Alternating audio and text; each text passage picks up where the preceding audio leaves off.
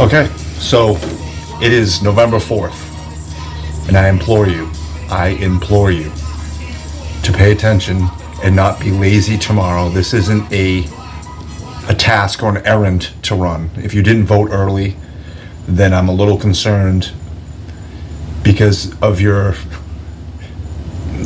lack of motivation. I'm trying to remind you right now, while you still have the opportunity to vote. Now, I don't care if you live in Florida, I really don't. You still need to stack votes. Popular vote's important. If you have the popular vote, it gives you more power, let's say. It's less likely they can try to take it to the courts and say that there's some malfeasance with the voting, which is going to be their role this time. They're going to be complaining because we are going to come out on top. But here's my point. You need to go vote tomorrow. I am not kidding. This is the most important. If you're alive, I don't know how young you are, I don't know how old you are when you're watching this, but I'm telling you, this is the last opportunity we have. If we allow them to recycle what they've been doing, this country is done. I don't think you've wrapped your head around it, and I'm not trying to be over the top with what I'm telling you right now. I've been watching what's been going on, watching the economy, watching inflation, watching the censorship, watching the mainstream media pull the line for them, watching the intelligence agencies become the enemy of the citizenry of this country, watching them open the borders and just inundating this nation in the middle of a financial crisis with people we can't afford to help. I've tried to explain this before to people with these bleeding hearts. They're usually children or college professors who think they're smarter than everybody else. The point is, we can't afford it. Especially right now, we certainly cannot afford it. And what will happen over time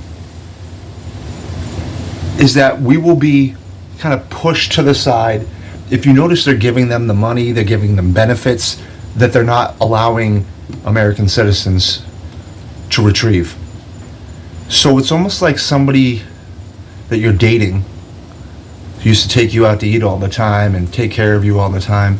And I'm talking to Democrats because conservatives don't let people take them out. You know, we do our own shit. We take ourselves out. We work hard and we fucking pay for our shit. But I'm talking to you people who are on the fence, bleeding heart liberals, usually young people, like I said. What's going to happen is you're going to be left behind. And you're going to be left holding this hope in your hand going, oh, I thought if I had the biggest heart in the world, everything would just work out. Well, as you get older in life, you'll learn that having a big heart's important. And you have to know when to apply it. But if you just give it to everybody, this goes for relationships and anything in life. If you just give yourself out to everybody, you've scattered yourself into 1,000 pieces, and you've lost the strength that you once had, and you're going to regret it. So you have one day tomorrow, less than 24 hours. And if you do not go out and vote for Donald J. Trump, and I don't care if you like him or not, you're not asking him to come to your house for dinner or take your daughter out. I've told you this a million times. You're asking him to fly the fucking plane and land it. And he's a pilot who's done it before. Again, his hair might be ugly to you. His attitude might be ugly to you. There might be some personality traits that you just cannot overcome. I'm not asking you to marry the man.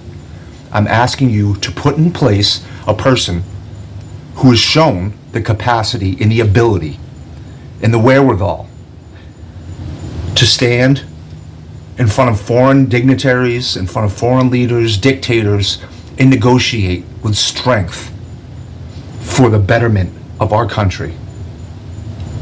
And if you can't get that through your head, if you're voting solely with your emotionally driven psychopathy, if that's where you're coming from, well, oh, I hate him so much.